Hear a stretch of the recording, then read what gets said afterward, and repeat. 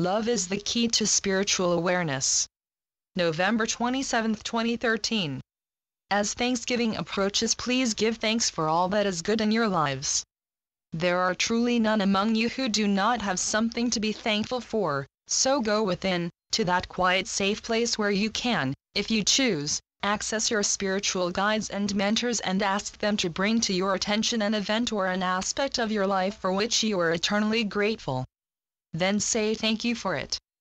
Just saying thank you is uplifting for you even if you are not feeling very thankful, because it opens you to receive the love that surrounds you, awaiting your acceptance of its constantly proffered embrace.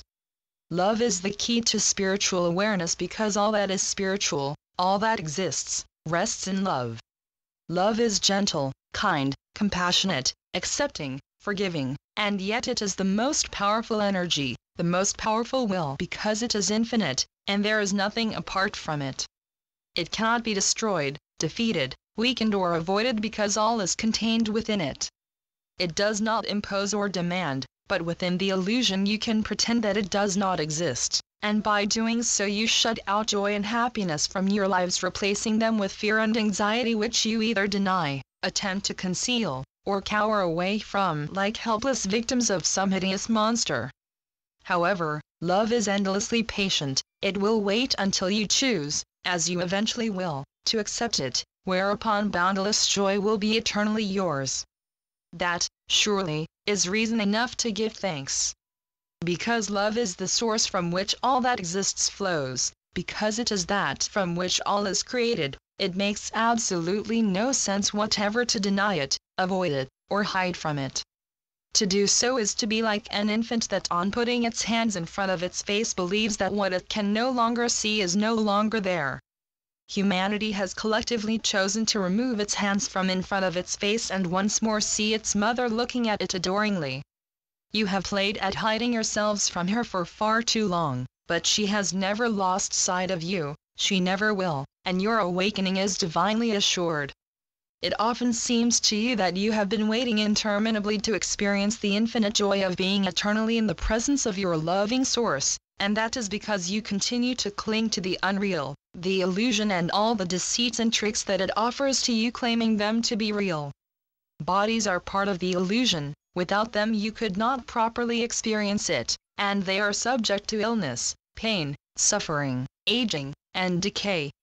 Mostly you identify with them instead of seeing them as just temporary vehicles that enable you to experience what is not real, and their shortcomings terrify you because their lifespan is so short and they are so vulnerable in such a vast and complex universe. It is indeed a great paradox for you to have to attempt to understand, but if you will accept life as it occurs, if you will accept that you are in fact eternal spiritual beings having a temporary physical experience, then your terror of death will dissipate, because you will perceive quite clearly that there is no death. There is a transition through which humans have been passing for eons, leaving their broken and damaged vehicles behind and awakening back into the spiritual realms where they have their eternal existence. However, at this point in your evolution you have chosen to withdraw yourselves en masse from the illusion while retaining your physical bodies, and in so doing you will move from a world of suffering, distrust, and betrayal into an environment of peace, beauty, and abundance for all. You have been making your way towards this moment through many crises, disappointments, and catastrophes as you have struggled with the concept of releasing your fears and returning to and sharing the loving embrace that God offers you in every moment. Embodied, you have surrounded yourselves with shields to protect yourselves from the intense energy of the divine love that would cause them to disintegrate if they came into direct contact with it. Within your illusory world you have to protect yourselves by wearing protective clothing if you intend to be in the vicinity of something that is projecting radiation, such as the inside of a nuclear power plant, or in a hospital where X-ray equipment is in use. In like manner, to maintain the integrity of your physical bodies you also have to protect them from the full power of divine love. Eventually you will come to understand that bodies are an impediment to union with the Source, your loving Father-Mother.